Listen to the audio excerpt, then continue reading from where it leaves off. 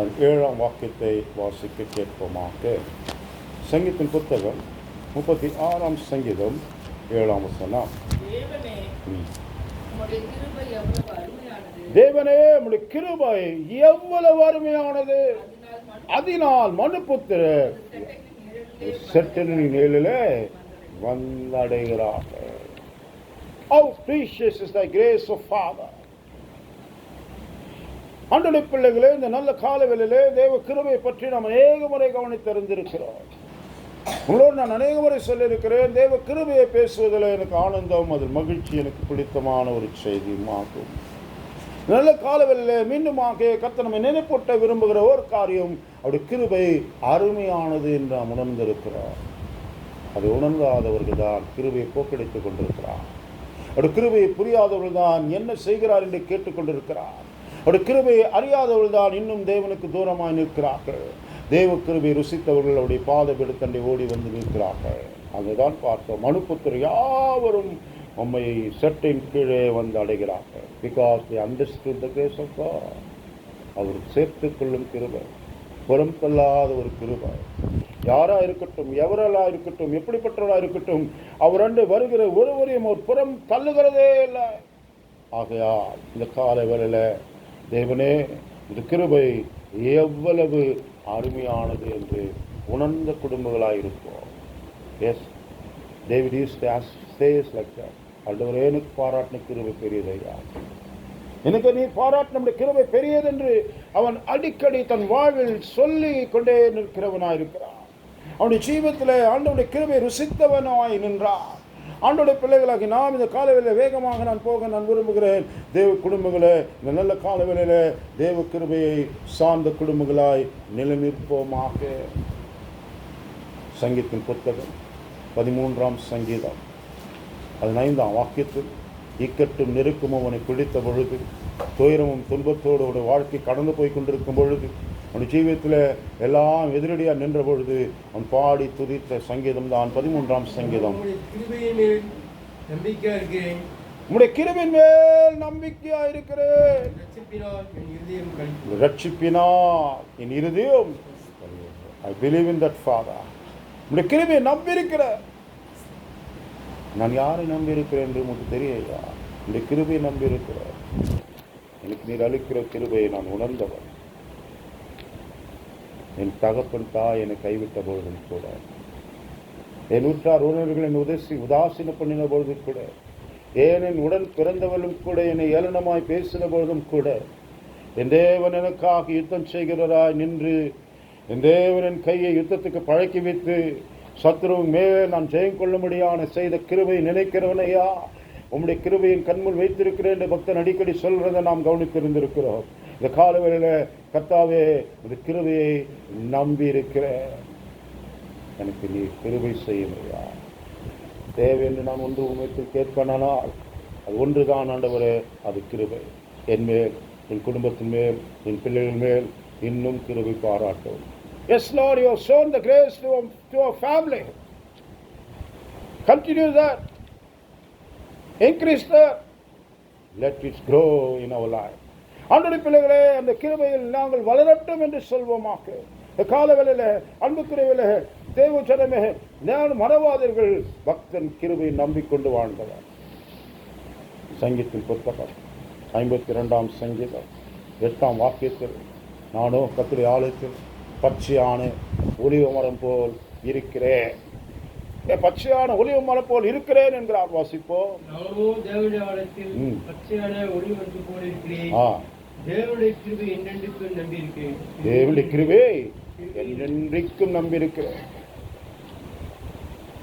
1997 ஒரு பாடல் வெளியிட்டேன், அது கிருபின் கீதங்கள் என்று உங்களுக்கு தெரியும். அந்த பாடலில் அநேக விமர்சனங்கள் நான் பற்றேன். அது விமர்சனம் எல்லாம் என் மனதில் இன்றும் இருக்கிறது. ஆசீர்வாத மழை வேண்டுமே என்ற அந்த பாடலில் ஒரு கவி உண்டு. 12 நாட்டப்பட்ட மரத்தை போல தப்பாமல் கனியை தரணும். கண்ணி ரெண்டம் தானே இருக்கு மரம், அப்புறம் என்ன தப்பாமல் கனி தரணும்னு பாட்டுங்க. கண்ணி அண்டை இருந்தால் அது எப்படி வறட்சி ஆகிடும், எப்படி கனி தராமோ? கண்ணி அண்டை இருந்தும் கூட மலட்டு மரங்கள் யாராலும் இருக்கிறதா? 12 இருக்கிறது, ஆனால் ஏராளம் மரங்கள் கனி கொடுக்காமல் இருக்கிறது. 12 இருந்ததனால் கனி தர முடியாது. தேவன் இறங்க வேண்டும் என்பதைக்காகத்தான் கிருபையாய் பாடுங்கள், கிருபையின் பாடல் அது என்பதை மீண்டும் நினைப்பூட்டுகிறோம். கர்த்தருடைய பிள்ளைகளை, நானும் கர்த்தருடைய ஆழத்தில் பச்சையான ஒளிவு மரமாக தான் இருக்கிறேன். எனக்கு ஒன்றும் குறை இல்லை. ஆனால் என்னை குறையாக்குவதற்கு சத்துரு எதிர்பார்க்கிறார். என்னை குறைச்சலாக்குவதில் அவன் கவனமாக இருக்கிறான். என் வாழ்வின் குறைச்சல் அவனுக்கு மிகவும் மகிழ்ச்சி. என் ஆரோக்கிய குறைச்சல், என் சமாதான குறைச்சல், என்னுடைய சந்தோஷ குறைச்சல், இவைகளை உண்டாக்குவதில் தான் அவனுடைய கவனம் எப்பொழுதும் இருக்கிறதை நான் அறிவேன். ஆகையால் தான் ஆண்டவரே, இந்த கிருபையின் மேல் நான் நம்பிக்கையாக இருக்கிறேன். ஆலயத்தில் பச்சையான ஒலிவு மரம் தான், நிச்சயம் அதுதான். ஆனாலும் இந்த கிருபையில் எனக்கு நம்பிக்கை இருக்கிறது. இந்த கிருபை எனக்கு போதுமானது என்று சொல்ல பழகி கொள்ளுங்கள். நல்ல பாதைகளில் அந்த கிருபையின் பாத்திரம் அல்ல நடந்தது. அந்த கிருபையை பெற்றுக்கொள்ளுகிறதுக்கான வழியை நான் அநேக முறை உங்களுக்கு சொல்லியிருக்கிறேன். அங்கே நான் போகவில்லை. இந்த செய்தி என்னுடைய அதுவல்ல. இந்த காலையில் அருமையானது. அது முதல் யாதென்றால் தேவ கிருபை. கர்த்தாவே, இந்த கிருபை எவ்வளவு அருமையானது. 36ஆம் சங்கீதம் 7ஆம் வாக்கியம் தான் அதன் கவனம் நமக்கு இருக்கிறது. தேவனே, உடைய கிருபை எவ்வளவு அருமையானது. அதனால் மனுபுத்திரம் சற்று நிலையிலே வந்து அடைகிறார்கள். அவருடைய கிருபை நாம் ருசித்த குடும்பங்கள், ஒரு கிருபையை பெற்றிருக்கிற குடும்பங்கள், ஒரு கிருபையை நினைவில் வைப்போமாக. 48ஆம் சங்கீதம், சங்கீதத்தின் புத்தகம் 48ஆம் சங்கீதம் 9ஆம் வசனம். தேவனே, உமது ஆலயத்தின் நடுவிலே, உம்முடைய ஆலயத்தின் நடுவிலே கிருபையை சிந்தித்துக் கொண்டிருக்கிறோம். எதை சிந்திக்கிறோம்? In the midst of the temple, in the midst of presence of the Lord, I'm thinking about the grace that you have shown to my life. In the midst of the presence of the Lord, I'm meditating the grace that you have shown on my life, O Lord. படித்தவனுக்கு வேலை இல்லையா?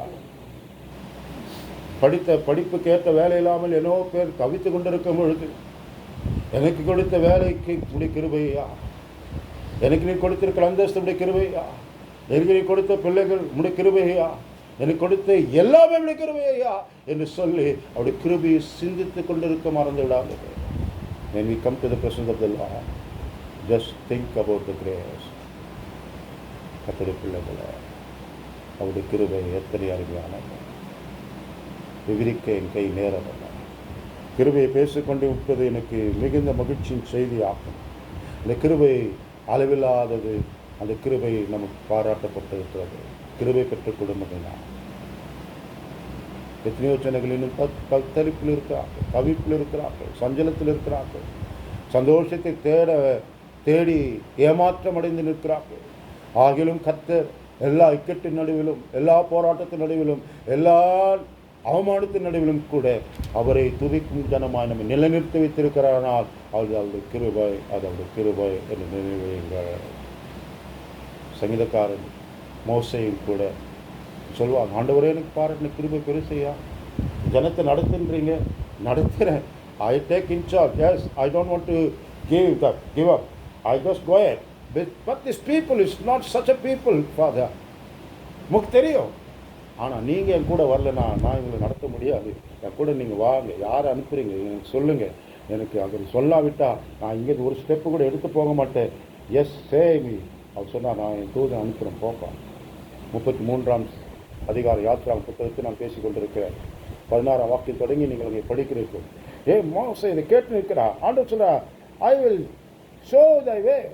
ஆண்டவர், நீர் எங்களோடு வராவிட்டால் நாங்கள் போக முடியாதையா. அது கிருபை. அந்த கிருபை ருசித்த அந்த மனிதன், அந்த கிருபையால் கர்த்தருடைய ஊழியத்தை தொடர செய்தவன், அந்த கிருபையால் ஓடி முடித்தவன், அவன் பாடுகிறான். சங்கீதத்தில் 90ஆம் சங்கீதம் அவனுடைய சங்கீதம் தான். மோசேயின் சங்கீதம் 90ஆம் சங்கீதம் 14ஆம் வசனம். சங்கீதம் 90:14. நாங்கள் எங்கள் வாழ்நாள் எல்லாம் களி கூர்ந்து மகிழ்ந்திருக்கும்படிக்கு காலையிலே எங்களை உமது கிருபையால் திருப்தியாக்கும். காலையில, in the morning itself, not in the evening, not in the noon, when the day dawns, when we rise from the bed, we has to be satisfied by the grace of Father. We need that. அதுதான் நீங்கள் வாழ்க்கை மகிழ்ச்சியாக்கும். அதுதான் நீங்கள் வாழ்நாளை களிக்கூறலாக்கும். அதுதான் எங்கள் வாழ்நாளை திருப்தியாக்கும். அதனால் காலை நாங்கள் கேட்பது ஒன்றுதான் ஆண்டவரே, இந்த கிருபை. அதிகாலை இந்த கிருபையை கேட்க பண்ணும் என்றார். கர்த்தருடைய பிள்ளைகளை இந்த நல்ல நாளில் அந்த கிருபையில் நிலை கொண்டிருக்கும் கர்த்தருடைய பிள்ளைகளாக நீங்கள் இந்த கிருபையை ருசித்த குடும்பங்கள் நாம் என்பதை அறிந்திருக்கிறோம். அந்த கிருபையை பெற்றிருக்கிறவர்களாய் நாம் வாழ்வோம். அந்த கிருபையை காத்துக்கொள்வோம். அந்த கிருபையில் வளருவோம். அந்த கிருபையில் பலப்படுவோம். அந்த கிருபையில் நிலைநிற்போம். அந்த கிருபையில் ஸ்திரப்படுவோம். அந்த கிருபைக்குள்ளாய் கீழ்பட்டிருப்போம். கிருபைக்கு நாம் கீழ்பட்டிருக்க குடும்பங்கள் பவுல் ரோம சபைக்கு சொல்லும்போது சொல்கிறார். தேவ பிள்ளைகளாக நாம் ரோமர் 6ஆம் அதிகாரம் 16ஆம் வாக்கியம் நம்புகிறார். தேவ பிள்ளைகளை 14ஆம் வசனம் 6ஆம் அதிகாரம் 14ஆம் வசனம் 14 verses.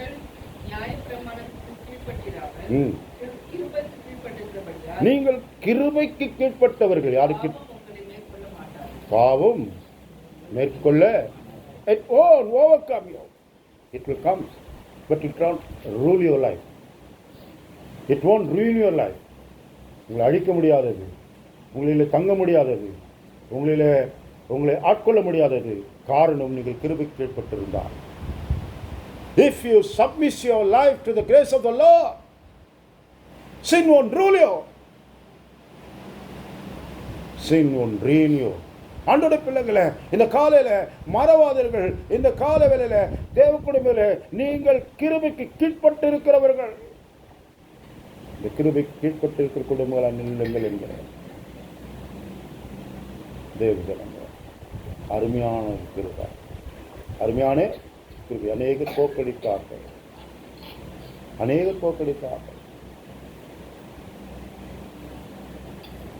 ஆதியாகமம் 19ஆம் அதிகாரம் 18ஆம் வாக்கியத்தில் ஒரு தேவ மனிதன் சொல்கிறார். அவன் யார் என்றால் லோத்து. அப்படி அல்ல ஆண்டவரே, உமது கண்களில் அடியனுக்கு கிருபை கிடைத்தது. என் பிராணனை காப்பாற்ற தேவரீர் எனக்கு கிருபையை பெரிதாய் விளங்க பண்ணினேன்.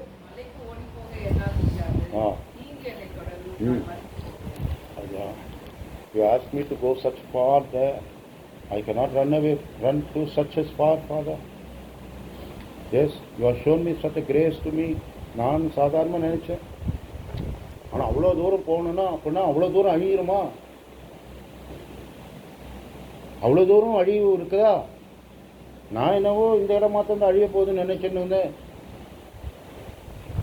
என் கையையும் என் மனைவியின் கையையும் என் 2 குமாரத்தின் கையையும் பிடித்து கொண்டு தரன்னு இழுத்து வந்து லோத்து அவளை அந்த சோதமும் குமாரின் எல்லையில் கொண்டு வந்து ஓடிப்போ என்கிறார்.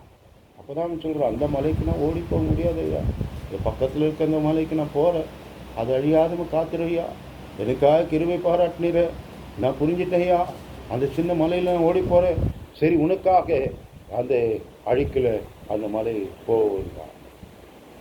கர்த்தருடைய பிள்ளைகளே, அவர் கிருபையாய் அவளை தப்பித்தார். கிருபையாய் அவனுக்கு ஆதரவு அளித்தார். ஆனால் அந்த கிருபையை அவளுடைய மனைவி வீணடித்து விட்டார். அந்த கிருபையை அந்த மனைவி விடுதடித்து விட்டார். காரணம் என்னவென்றால் அவருடைய மனது இன்னும் சோதம் மேல் தான் இருந்தது. இன்னும் அவருடைய மனது அவள் கட்டின வீட்டின் மேல் தான் இருந்தது. இன்னும் அவருடைய மனது கிருபையை சிந்தித்துக் கொண்டிருக்க இல்லை. இதுதான் உண்மை. ஆண்டவருடைய பிள்ளைகளே, இப்படி ஆலயத்தின் மேல், இந்த ஆலயத்தின் நடுவிலே இப்படி கிருபையை சிந்தித்துக் கொண்டிருக்கிறேன் என்று சொல்லுங்கள். அவருடைய மனது இன்னும் உலகத்தின் மேல் இருந்தது. So he turned back and become a salt pillar. தேவ குடும்பங்களை இந்த காலை வேளையில நினைவுங்கள். கிருபையை சிந்தித்துக் கொண்டே இருங்கள். அவர் உங்களுக்கு கிருபையை அளித்திருக்கிறார். அப்போஸ்தலர் நடவடிக்கைகள் 13ஆம் அதிகாரம் 43ஆம் வாக்கியம். Acts chapter 13 verses 43. அப்போஸ்தலர் நடவடிக்கைகள் அங்கே வந்தபோது வாசிங்க 13:43. சபையில் தலையிட்டு போனதில்லை. ம் யூதரையும் ம் யூதர் மார்க்கத்தில் அமைந்த பக்தியுள்ளவர்களையும் ம் அநேகர் பவுலையும் பர்னபாவையும் பின்பற்றினார்கள். ம் அவர்களுடனே இவர்கள் பேசி அவர்களுடனே இவர்கள் பேசி தேவனுடைய கிருபையிலே நிலைத்திருக்கும்படி அவருக்கு புத்தி சொன்னார்கள். தேவனுடைய கிருபையில் நிலை கொண்டிருங்கள். அவ்வளோதான். நாங்கள் போகிறோம்ப்பா. But abide in the grace of God. It's sufficient for your life. It will lead you and it will guide you. Yes. We are just moving towards our ministry. The Paul says to Antioch, Syria Antioch, அவளை பவுல் சொல்லிக் கொண்டிருக்கிற வார்த்தை. அவளெல்லாம் அழைத்து கர்த்தரை ஏற்றுக்கொண்ட அந்த சபை சொல்கிற ஒரே ஒரு வார்த்தை, கிருபையில நிலை கொண்டிருங்கள். என்னை கொண்டிருங்கள், கிருபையில எதை இழந்தாலும் கிருபை இழக்காதபடி பாதுகாத்துங்க. கிருபை ஒன்று போதுமானதான். அந்த கிருபை அருமையானது. அந்த கிருபையில் நிலை நின்று அந்த கிருபைக்கு ஏங்குகிறவர்களாக அல்ல, அந்த கிருபையை உங்களுக்கு கர்த்தர் அளவில்லாமல் தந்திருக்கிறார். நம்புங்கள். அந்த கிருபை மேலானது, விசுவாசிகள். அவருடைய கிருபை உங்களுக்கு பாராட்டின கிருபை பெரியது. அடிக்கடி அதை சிந்திக்க லோத்து மாத்திரம் இல்லை, தாவீது மாத்திரம் இல்லை, நாமும் கூட தான். 86ஆம் சங்கீதம் 5ஆம் வாக்கியத்தில் அன்றைய பிள்ளையில அவர் சொல்கிறார், தேவரீர் எனக்கு பாராட்டின கிருபை பெரியது என்றார். அதனால் அடுத்த போல் நான் போகிறேன். கிருபை அருமையானது. இரண்டாவது கவனிப்போம். 48ஆம் சங்கீதம் 49ஆம் சங்கீதம் 9ஆம் வசனம். 49ஆம் சங்கீதம் 9ஆம் வசனம். அவர்கள் ஆத்ம மீட்பு மிகவும் அருமையாக இருக்கிறது. இரண்டாவது, அவருடைய ஆத்ம மீட்பு அருமையானது. ஆண்டவர் ஆத்ம மீட்கிறதில் தான் கவனம் வைத்திருக்கிறார். இயேசுவின் வருகையில் நம்ம சரீரம் மீட்கப்படும் என்பது வாக்கு தத்தம். மண்ணோடு மண்ணாய் போன போது அந்த சரீரம் மீண்டும் மீட்கப்பட்டு அழிவில்லாத ஒரு அழிவுக்குரிய மேனியாகியது அழிவில்லாத ஒரு மேனியை தரப்போகிறது. அந்த சரீர மீட்புக்காய் அவளாய் காத்திருக்கிறோம். ஆனால் இப்பொழுது ஆத்ம மீட்பை பெற்றவன் தான் அந்த சரீர மீட்புக்காக இயங்க வேண்டியவன். ஆத்ம மீட்பை பெறாதவன் சரீர மீட்பு என்பது ஒன்றுமில்லை, அவன் பாழாய் அழியப்படுகிற நினைவுக்குள் தள்ளப்படுவான். நாம் மாம்சத்துப்படி பிறந்த நாம், ஆவின்படி பிறந்த நமக்கு அந்த ஆத்ம மீட்பை பெற்றிருக்கிறோம் என்பது அர்த்தமாகும். அதனால்தான் அந்த ஆத்மாவுக்காக ஓடுகிறோம். ரட்சிப்பு நிறைவேற பிரயாசப்படுகின்ற கர்த்தருடைய வார்த்தை சொல்வதனால்தான் அங்கலாய்த்து கொண்டு ஓடி ஆண்டோடைய பார்த்துக்கு வருகிறோம். கடமைக்காக அல்ல, கட்டாயத்திற்காக அல்ல, யாரோ ஒருவருடைய திருப்திப்படுத்த அல்ல. We want to satisfy God because He redeemed my soul. என் ஆத்மாவை அழிவின் குழிக்கு தப்பிவித்தார். அதுதான் உண்மை. இல்லைன்றால் சத்ரு என்று இன்னும் சின்ன பின்னமாக்கி இருப்பார். சத்ரு என்னை விழுங்கலாமோ என்று வகை தேடிக்கொண்டிருந்த வேளையில் என் ஆத்மாவை ஆண்டவர் மீட்டார். அந்த ஆத்ம மீட்பு மிகவும் அருமையானது. உலகம் அதை பற்றி யோசிக்கிறது. அந்த ஆத்மாவை மீட்பதற்காக தான் ஆண்டவர் வந்தார் என்பதை உலகம் புரிந்து கொள்ளவும் இல்லை. நானோ ஜீவன் உண்டாகும், இந்த ஜீவன் பரிபூர்ணப்படவே வந்தேன் என்று சொன்ன இரட்சகருடைய வார்த்தையை இந்த உலகம் இன்னும் புரிந்து கொள்ளாமல் இருக்கிறது. ஆண்டுடைய பிள்ளைகளே, இந்த கால வேளையில நினைவு வையுங்கள். ஆண்டுடைய சொன்னமே உங்கள் ஆத்ம மீட்பு என்னவா இருக்கின்றால் அருமையானது. அவனுடைய ஜீவன் கர்த்தருடைய பார்வைக்கு எப்போது அருமை. அதனால்தான் அவன் மீட்டெடுத்தார். உலகம் முழுவதும் மனிதன் ஆதாயப்படுத்தினாலும் தன் ஆத்மாவை நஷ்டப்படுத்தினால் லாபம். What the gain? உலகம் முழுதுனா ஏன்னா உலகத்தையே வாங்குறதுனா வாங்குற பணக்காரர் இருக்கானா இருக்கிறான்டான்றாங்க. தெரில, எனக்கு தெரில. என்னங்க அவ்வளோ விலை இருக்கும் பாருங்கள். இங்கே அண்ணா நகரில் 4 கிலோமீட்டர் 1 கோடின்றான். உலகத்தில் ஸ்கொயர் ஃபீட் போட்டு விற்கணுன்னா எவ்வளோ கோடி வர பாருங்க. அத்தனை கோடி பணத்தில் ஒரு தராசில் ஒரு ஆத்மாவை இன்னொரு தராசில் வச்சா ஆத்மா தான் விலை இருக்கிறதுன்றாரு. உலகமே வாங்கிட்டானா கூட அவன் ஆத்மா நஷ்டப்பட்டா ஒரு லாபமும் இல்லை. அதான் சொல்கிற ஆத்மாவுக்கு ஈடாகிறது தருவார். ஆனால் நம்ம ஜீவன் அவருடைய பார்வைக்கு எப்பொழுதும் அருமையாக இருக்கிறது. அதை நாம் உணர்ந்து கொள்வோம். 1 சாமுவேல் 26ஆம் அதிகாரத்தில் தாவீது அறிக்கையிடுகிறார். சவுல் இதை சொல்கிறார். முதல்ல 26, 21 வாசிங்க பார்க்கலாம். அதற்கு தாவீது, இதோ வாலிபரில் ஒருவன் இப்புறம் வந்து அதை வாங்கிக் கொண்டு போனான். ராஜாவின் ஈட்டி இங்கே இருக்கிறது, ஒருவன் வந்து வாங்கிக் கொள்ளும் என்று சத்தமிட்டு கூப்பிடுகிறான். வாசிப்போம். கர்த்தர் அவனவனுக்கு அவனவன் நீதிக்கும் உண்மைக்கும் தக்கதாக பலனளிப்பாராக. இன்று கர்த்தர் உம்மை என் கையில் ஒப்புக்கொண்டிருக்கிறோம். கர்த்தர் அபிஷேகம் பண்ணினவர்மே என் கையை நீட்ட மனதில்லாதிருந்தேன். இதோ உம்முடைய ஜீவன் இன்றைய தினம் என் பார்வைக்கு எப்படி அருமையாய் இருந்ததோ, உம்முடைய ஜீவன் என் பார்வைக்கு எப்படி அருமையா இருந்ததோ, அப்படியே என் ஜீவனும் கர்த்தரின் பார்வைக்கு அருமையாய் இருப்பதினால் அவர் என்னை எல்லா உபத்திரவத்திற்கும் நீங்களாக்கி விடுவாராக என்றார். என் ஜீவன் அவருடைய பார்வைக்கு அருமையானதாக வேண்டும். அதான் ரொம்ப முக்கியமானது. My life should be precious in sight of my God. I should have to live such a life that God should please about my life. It is so important. என் ஜீவன் அவருடைய பார்வைக்கு அருமையாகணும். நான் உலகத்தை அருமை என்று கருதி ஏமாந்து விடக்கூடாது. உலகத்தின் காரியங்கள் எதுவும் எனக்கு பெரிய முக்கியம் என்று சொல்லிவிடக்கூடாது. உலகில் இருக்கிறேன், ஆனால் நான் உலகத்து கடனாளி அல்ல. உலகில் பிழைப்பதற்கு உலகத்துக்கு நாம் யார் இல்லை என்றால் கடனாளிகள் அல்ல. We are in living in the earth. Yes, but I am not of this world. We should have to show that. நாம் அதை உணர்ந்தவளாக இருக்க வேண்டும், அதை புரிந்தவளாக இருக்க வேண்டும், அதை அறிந்தவளாக நாம் வாழ வேண்டும். இதை தான் கர்த்தர் விரும்புகிறார். என் ஜீவனுடைய பார்வைக்கு அருமையானதாய் மாற்றிவிட வேண்டும். அதுதான் என் தேவன் விரும்புகிறார். தாவீதின் ஜீவன் கர்த்தருக்கு அருமையாக இருந்தது, அதனால் தான் அவனை காப்பாற்றினார் என்பதை அவன் அறிக்கையிடுகிறார். மற்றவர்களை அவன் அருமையாய் கருதினான், அவனை ஆண்டவர் அருமையாய் கருதினார். நீ என் பார்வைக்கு அருமையானபடியினால், என் பார்வைக்கு நீ அருமையானபடியால் என்ன பெற்றாய்? கனம் பெற்றாய். ஏசியா 43:4 படிக்கிறது. நீ என் பார்வைக்கு அருமையானபடியினால். Asia 43:4.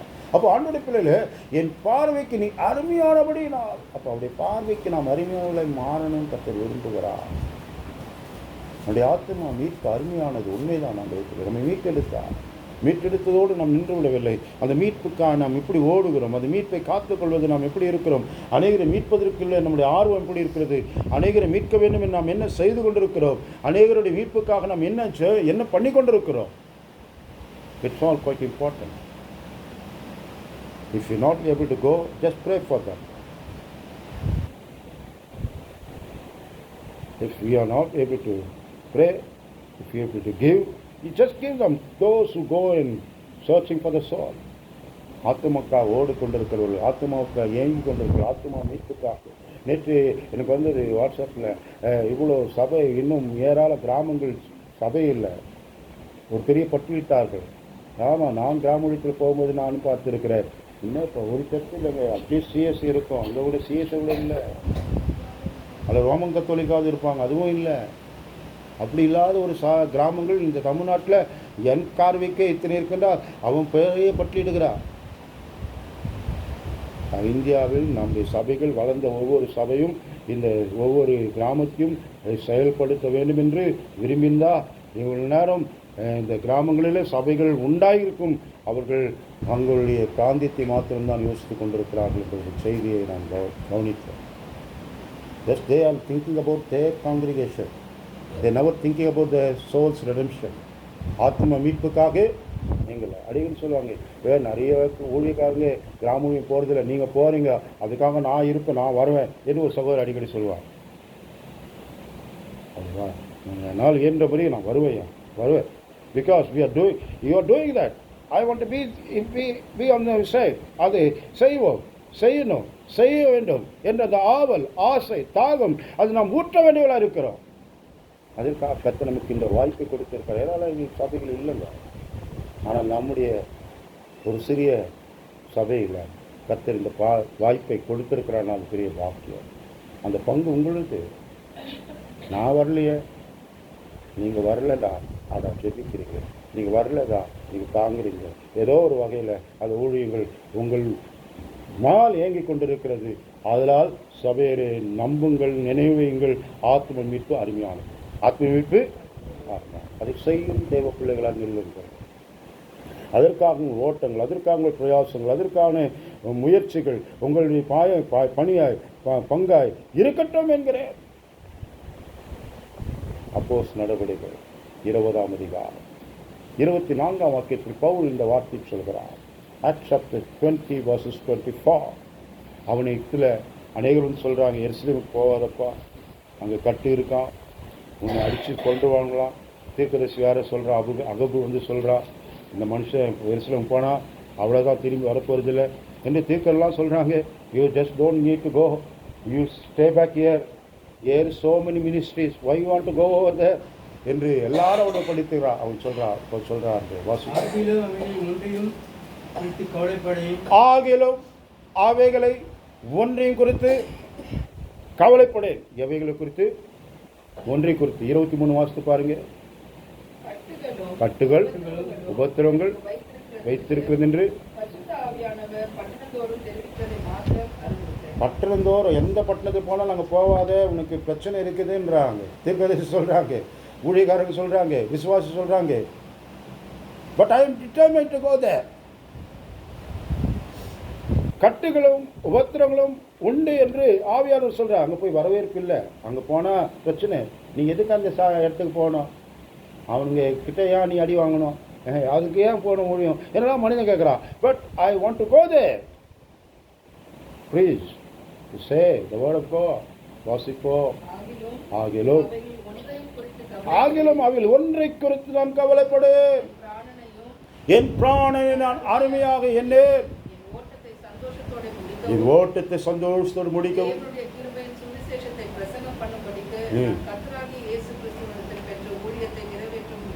I just want to fulfill the race that God has laid on my life. கர்த்தர் எனக்கு கொடுத்த இந்த ஊழியத்தை நிறைவேற்றணும்.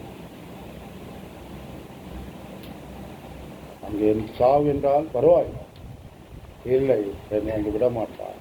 God has said to me, you should give a witness to Rome. So I cannot die before I just went to Rome.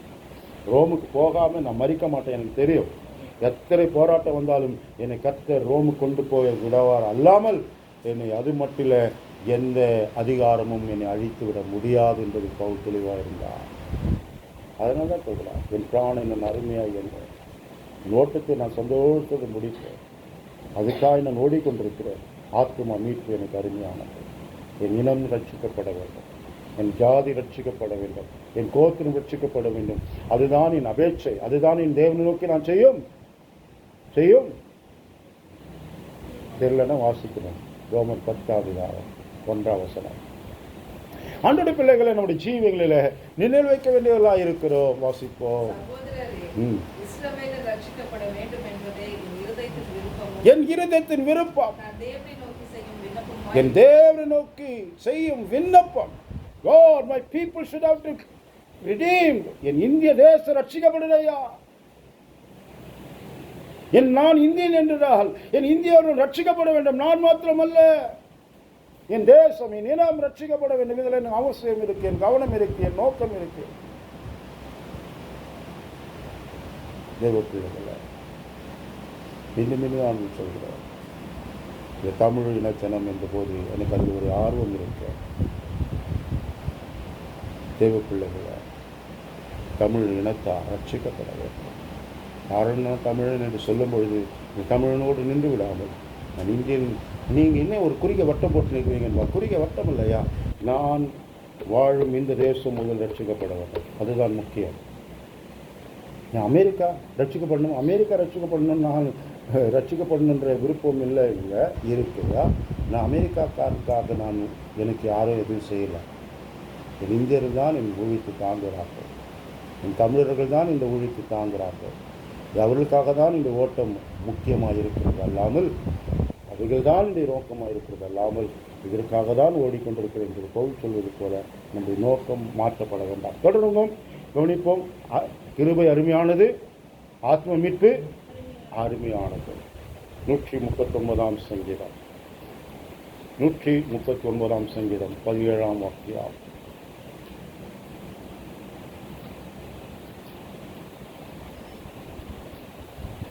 தேவனே, உமது ஆலோசனை எனக்கு எத்தனை அருமையானவைகள். தேவனே, ஒரு ஆலோசனைகள் எனக்கு எத்தனை அருமையானவைகள். How precious is thy counsel, O Lord.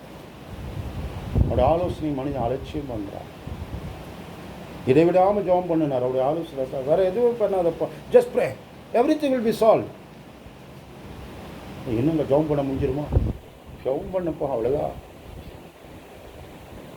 ஜெபம் பண்ணுறதை காட்டிலும் வேற என்னையா உனக்கு தேவை? ஜெபம் பண்ணுற எங்கே ஜெபம் பண்ணுற, யாருக்கு ஜெபம் பண்ணுற, எதுக்காக ஜெபம் பண்ணுறாய் என்ற கேள்விகள் உங்கள் மனதில் கேளுங்கள். God gives such a small counsel, that's all. Praise for everything. எல்லாவற்றுக்காக துதி செய்யுங்கள். அதுதான் கர்த்தர் உங்களை குறித்து தேவ சித்தம். அப்படி ஆலோசனை அதுதான். என்ன ஆண்டவரை என்ன செய்யணும் ஐயா? ஒன்றும் பண்ணாத ப்ரே ஃபிலிக்ஸ், ஜஸ்ட் ப்ரேஸ் கோ. அப்படி ஆலோசனை அருமையானது, சிம்பிளானது தான். ஆனால் அதை ஏற்றுக்கு மனசு இல்லை மனுஷனுக்கு. அதை அங்கீகரித்து அதை செயலாற்றுவதற்கு மனிதன் விரும்புறதில்லை. அது எப்படி விரும்புகிறா? துதிச்சா போயிடுமா? துதியப்பா முதல்ல, அப்புறம் போதா இல்லையா, அப்புறம் வந்து என்கிட்ட சொல்லுன்னா அதில் நீங்கள் சொல்கிறதான் துதிச்சா எப்படி போவோம்? துதி முதல்ல. பிரச்சனைக்காகவே துதி. இந்த பிரச்சனை எனக்கு தந்தையில் அதற்காக துதிக்கிறையா? எதுக்குன்னு தெரியல, ஆனால் அந்த பிரச்சனை எனக்கு நல்லதாக தான் முடியும் எனக்கு தெரியும். அது மாத்திரம் எனக்கு தெரியும், அதனால தான் அவங்க துதிக்கிறேன். அநேக முறை உங்களுக்கு சொல்லுகிறேன். நேற்று தினத்தில் என் தனிப்பட்ட வேத வகுப்பில் 1 சாமுவேல் 5ஆம் அதிகாரத்தை படித்து கொண்டிருந்தேன். இந்த பெலிஸ்தீருங்க என்ன பண்ணாங்கன்னா, உடன்படிக்கை பெட்டியை பிடிச்சின்னு போயிட்டாங்க. உடன்படிக்கை பெட்டி வந்த உடனே நம்ம இஸ்ரவேல் ஜெயம் பெற்ற மாதிரி பாடுறானுங்க, குதிக்கிறானுங்க. பெட்டி வந்துச்சு, பெட்டி வந்துச்சுன்னா ஜெயிச்சிருவோன்னு நினச்சானுங்க. பெட்டி வந்தாலும் தோத்தானுங்க. காரணம் என்னவென்றால் அவனுடைய ஆகாமிய கிரி, ஏலியின் பிள்ளைகள் செய்த தீங்கான செயல்பாடுகள். பெட்டி வந்தவொன்னு ஆட்புரிக்கிறான். பெலிஸ்தர் சொல்ல தைரியமாக இருந்து யுத்தம் பண்ணுங்க, நாம் ஜெயிப்போம்னா. அப்படி ஜெயிச்சு பெட்டியை கூட்டின்னு போயிட்டான். பெட்டியை கூட்டின்னு போய் தாகன் கோயிலில் வைக்கிறாங்க. எங்கே வைக்கிறாங்க? தாகன் கோயிலில் வச்சுட்டு காலையில் பூஜைக்கு வராங்க. சாமி விழுந்து கிடக்குது. சாமி என்ன பண்ணுது? விழுந்து கிடக்குது. சரி, அவனை எப்படி கழிச்சு தெரியல, காற்று எப்படி பண்ணிச்சு, என்ன பண்ணிச்சு, இந்த சாமி எப்படி விழுந்துச்சு தெரியல, தீமி தூக்கி வச்சுட்டானுங்க. அடுத்த நாள் வராங்க. சாமி கீழே விழுந்து தலை காலி, கை காலி. நீங்கள் 1 சாமியில் 5ஆவது வீட்டில் போய் பொறுமையாக படிச்சுங்க. இப்போ என்கிட்ட நேரம் இல்லை. அப்போது கை தனியாக போயிடுச்சு, தலையை போயிடுச்சு. என்னடா சாமி ஆறா, உள்ளே போகிறதுக்குலாம் எவனும் இல்லை, எப்படி ஆயிடுச்சு? அப்போ இதை உடன்படிக்கை பெட்டினால் தான் ஆயிடுச்சு. அதுவும் தேசத்தெல்லாம் எல்லாருக்கும் என்ன இருக்குது? மூலவியாதி வந்துடுச்சு. பிரச்சனை. உடன்படிக்கை பெட்டியை ரிட்டர்ன் பண்ணுங்க. எல்லாம் சேர்ந்து சொல்லிச்சு, ரிட்டர்ன் அனுப்பிச்சிரு. ரிட்டர்ன் அனுப்புனா எப்படி அனுப்புறது? அவர் தான் செய்தாரா இல்லை தானாக நடந்துச்சா?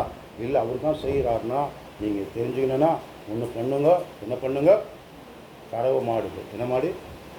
கறவை மாடுனா இப்போ தான் குட்டி போட்டு கண்ணுக்குட்டியோடு இருக்கிற பால் கொடுத்து கொண்டு இருக்கிற மாடு. அதை எடுத்து அதை வண்டியில் பூட்டணும். அதை வண்டியில் பூட்டணும். காலையில் தான் பூட்டுவாங்க. கறவை மாடு யாரும் பூட்ட மாட்டாங்க. ஆனால் கறவை மாடை வண்டியில் பூட்டி பெட்டியை தூக்கி அதில் வச்சுட்டு அந்த மாட்டை ஓடுங்க. அதுக்கு டைரெக்டாக இஸ்ரேல் தேசத்துக்கு போச்சுன்னா கறவை மாடு கண்ணுக்குட்டி விட்டு போகாது. கண்ணுக்குட்டி விட்டுட்டு போகாது. அது சுற்றின்னு தான் இருக்கும். அது ஓடிச்சுன்னா அது தேவனால் தான் ஆயிடுச்சுன்னு கரெக்டாக பார்க்கணும். அப்படியே தான் நடக்கும். பெட்சிமேஷன் எல்லைக்கு போய் நிற்குது. உடனே அந்த கண்ணுக்குட்டி அந்த கறவை மாடு அந்த வண்டியை உடைச்சி அங்கே அந்த மாட்டை பலி செலுத்தி அதோடு வெடிக்கப்பட்டியே அவர்கள் சேர்த்தாங்க. அதுக்கு பின் நடந்த சம்பவங்களும் விபரீதங்கள். எங்கெல்லாம் இப்போ நான் படிக்க எனக்கு நேரில் எனக்கு செய்தி அங்கே இல்லை. அப்படி ஆலோசனை அருமையானது. மனிதன் நினைக்கிறா துதித்தா போதுமா? உடன்படிக்கப்பட்டு இருந்தால் போதுமா? இல்லை. உடன்படிக்கப்பட்டு உன்னோடு இருந்தாலும் நீ பரிசுத்தமாக இல்லை என்றால் அஜயத்தை உனக்கு பெற்றுத்தராது. ஆனால் உடன்படிக்கப்பட்டு என்றும் யாராலும் பிடிக்கவும் முடியாது. அந்த தேவ பிள்ளைகளே, அவர் யார் என்றால் உடன்படிக்கப்பட்டு அடையாளமாக இருக்கிற யார் என்றால் அவர் ரட்சகர். அதனால் அவர் உங்களுக்கு குடும்பங்கள் இருக்கிறார், வாழ்க்கையில் இருக்கிறார். அவர் சொல்வதை அப்படியே கேட்டு செய்யுங்கள். வலதில் பக்கம் போட்டுனா போட்டுருங்க. உங்கள் மூளை சொல்லுது நைட்லாம் இங்கே தான்டா போட்டான், சும்மா வலை போடாதேன்னு மூளை சொல்லுது. மூளைக்கு கீழ்படியாதுங்க. அவர் சொல்லிட்டார், அதுதான் போட்டுருவேன் நான். I will put my net there, that's all. அவர் வெறுமையாக கொடுக்க மாட்டார். அதை நிரப்பி தான் தருவார். அவர் சொல்வதை செய்வேன், என் மூளை சொல்வதை செய்ய மாட்டேன். தேவ பிள்ளைகள் அவருடைய ஆலோசனை கீழ்ப்படியுங்கள் என்கிறார். A simple thing, it will be redeemed for every problem. It will solve all your problem. Just take his counsel, it is so precious for your life. இந்த காலை வேளையில் இந்த ஆலோசனை எனக்கு அருமையானது. தேவ குடும்பங்கள் இந்த காலை வேளையில் அவருடைய ஆலோசனைக்கு கீழ்ப்படுகிற கர்த்தருடைய குடும்பங்களாக இருங்கள். அவரை துணையுங்கள். பிரச்சனைகள் தீரும். போராட்டங்கள், பிரச்சனைகள் எதுவாக இருக்கட்டும், அவைகளை பார்த்து நீங்கள் பாய்ந்து நிற்காதீர்கள். அவருடைய ஆலோசனை அருமையானது என்று ஏற்றுக்கொள்ளுங்கள். அவருடைய ஆலோசனை உலகம் காத்திருக்கவில்லை. அவருடைய ஆலோசனைக்கு இஸ்ரவேலரும் காத்திருக்கவில்லை. அவருடைய ஆலோசனைக்கு இஸ்ரவேலரும் காத்திருக்கவில்லை. ஆண்டவரே 105:13 நினைக்கிறேன், இல்லை 106:13 இருக்கும்.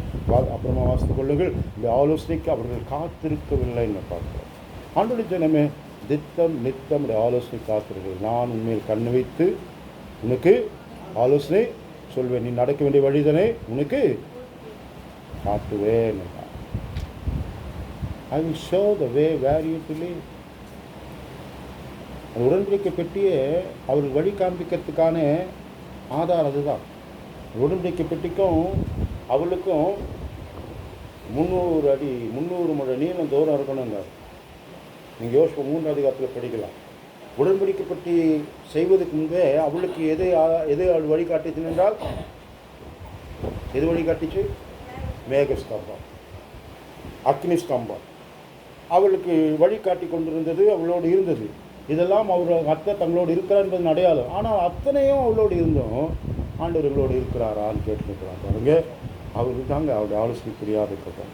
4வது கடைசி அவங்களுக்கு சொல்லி நான் முடிக்கிறேன். 1, அவருடைய கிருபை அருமையானது. 2, அவருடைய நம்முடைய ஆத்ம மீட்பு அருமையானது. 3, அவருடைய ஆலோசனை சிம்பிளாக தான் இருக்கும். என்ன இது சிம்பிளாக சொல்கிறாரு இவர்? எவ்வளோ செலவு பண்ணிட்டேன். இதே சிம்பிள் மனுஷன் ஏற்றுக்காட்டும். அடிக்கடி நான் சொல்லியிருக்கேன்ல, சிம்பிள் ஏற்றுக்காது. 5 ரூபாயில் முடிய வேண்டிய விஷயத்துக்கு அது 5000 10,000 செலவு பண்ணி அப்புறமா திரும்பி அது 5 ரூபாய்க்கு வருவாங்க. எப்போ வருவாங்க? 5 ரூபாய்க்கு வருவாங்க. இது உலகம் அப்படி தான் இருக்கிறது இன்றும். நாம் அப்படி இருந்து விட வேண்டாம்.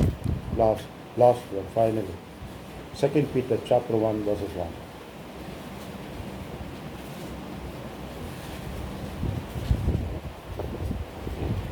தேவ பிள்ளைகளை பவுல் சொன்னது போல பேதுரு இங்கே சொல்ல வருகிறார்.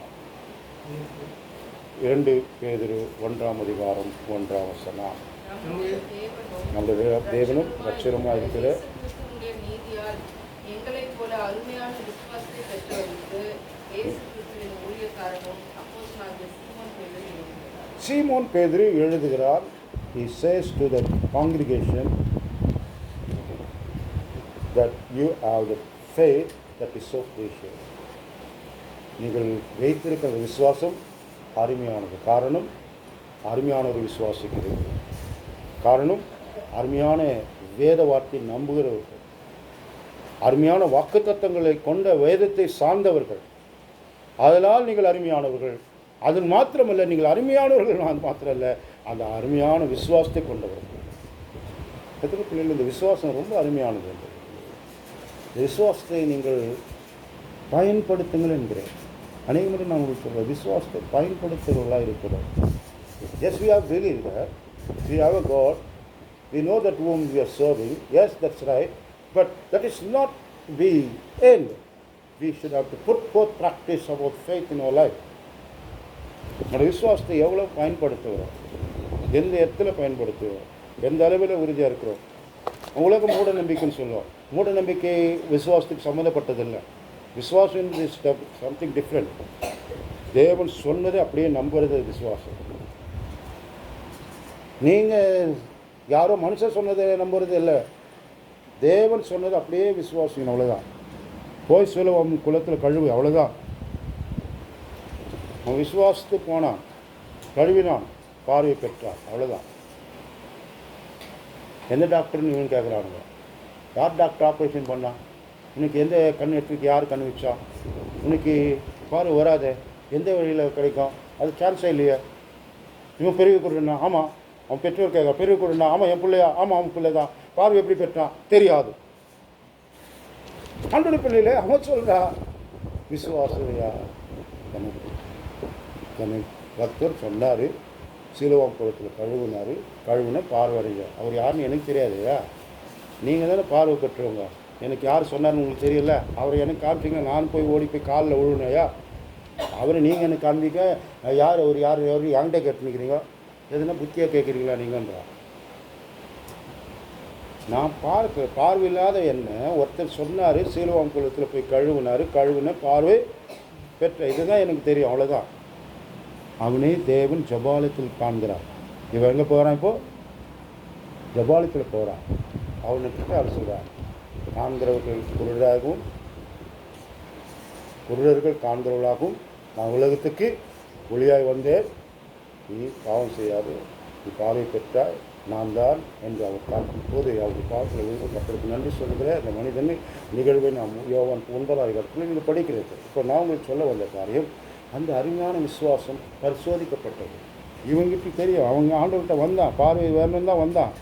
அவங்ககிட்ட பார்வையை நிறைய பேர் தொட்டு உடனே சுகப்படுத்தினேன். இதில் என்ன மாத்திரம் அங்கே அனுப்புனார்? நான் இல்சுவாயினா அந்த குருனுக்கு தொட்டார், சுகம் கொடுத்தாரு. இந்த குருன்னு பார்வையாடியார், பார்வை எடுத்தான். என்னை மாத்திரம் கூப்பிட்டு எங்கே போன்றாரு? சீலோவாம் குளத்துக்கு போகிறாரு. இப்போ நான் உண்டின்னா அதான் கேள்வி கேட்காதீங்கன்றார். எனக்கு உண்டி நாங்கள் இப்படி. Yes, God wants you to test your faith. God wants you to go on such a path because you have to make your faith to be steadfast. இது ஆண்டவர் விரும்புகிறார். அதனால் அவன் கவலைப்படாமல், முறுமுறுக்காமல், கேள்வி கேட்காமல் அவன் போய் சீலோவாம் குளத்தில் கழுவினான்.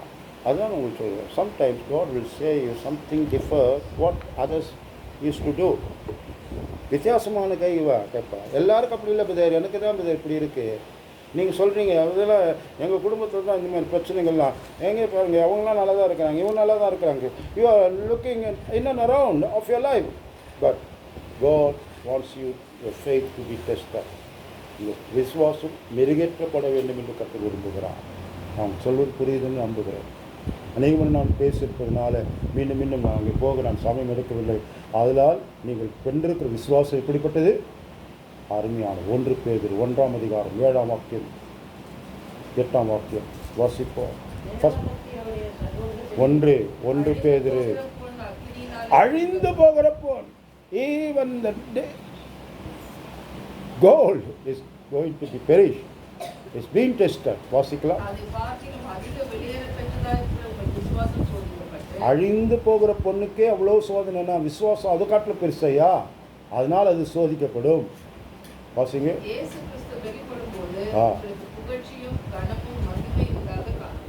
916 வரணும்னா அதுக்கு நிறைய டெஸ்ட்டு வைப்பாங்க. சும்மா 916 கொடுக்க முடியாது. ஹால்மார்க் அதில் டூப்ளிகேட் இருக்குதுங்க. இன்றைக்கி நமக்கு தெரியாதுங்க, எங்கே யார்கிட்ட போய் சொல்லிவிடாதுங்க.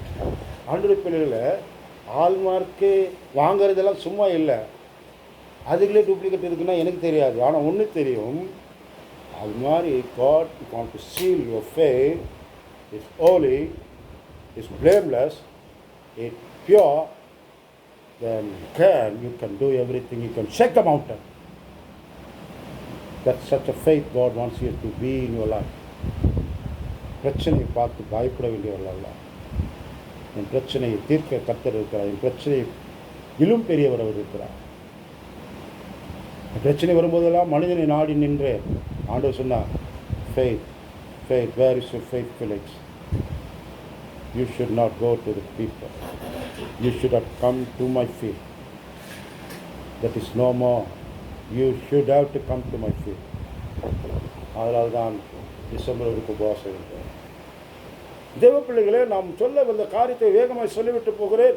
தேவ குடும்பங்களே, மறந்துட வேண்டாம். பிரச்சனைகள் தீர்வு மனிதன் அல்ல, நான் தான் என்பதை அறிந்து கொள்.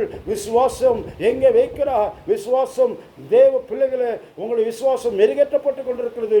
அழிந்து போகிற பொன் அக்னினால் சோதிக்கப்படுமானால் அதை பார்க்கலும் விலையேறப்பட்ட விசுவாசம் சோதிக்கப்பட்டு தொடர்ந்து அவரை நீங்கள் காணாதிருந்தும்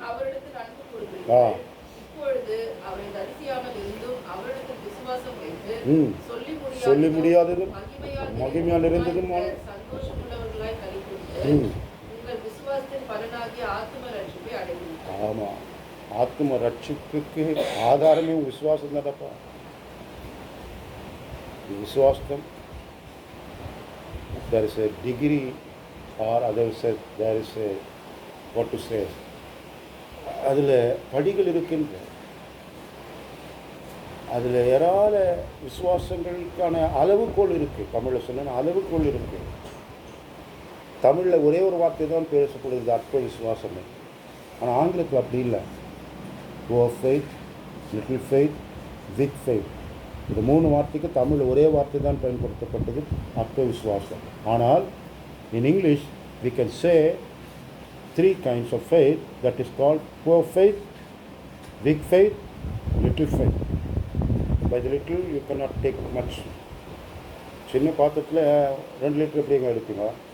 இல்லை, நீங்கள் விரும்புகிறது 2 லிட்டரு, வச்சுருக்கிறது 100 ml டம்ளரு, அதில் எப்படி வாங்குவேன் 2 லிட்டரை? முடியாதப்பா. எல்லா ஜோப் பெருசு. If you're seeking for 2 liters, then you have to make 5 liters of can like that. Then you can easily fill that 2 liters in your life. So increase your faith. A weak faith cannot stand this building. ஒரு week pillar என்ன பண்ண முடியாது. இவ்வளோ பெரிய கட்டடத்தை you make your strong your faith. Weak, poor, little, கொஞ்சம் அதிகமாகட்டும், week பலமாகட்டும், போர் ஐஸ்வர்யனாகட்டும். விசுவாசத்தில் ஐஸ்வர்யனாகும், விசுவாசத்தில் ஐஸ்வர்யனாகும். Other faith is there, power of faith. That what says in the word of God. I don't want to go about the faith now to continue my sermon.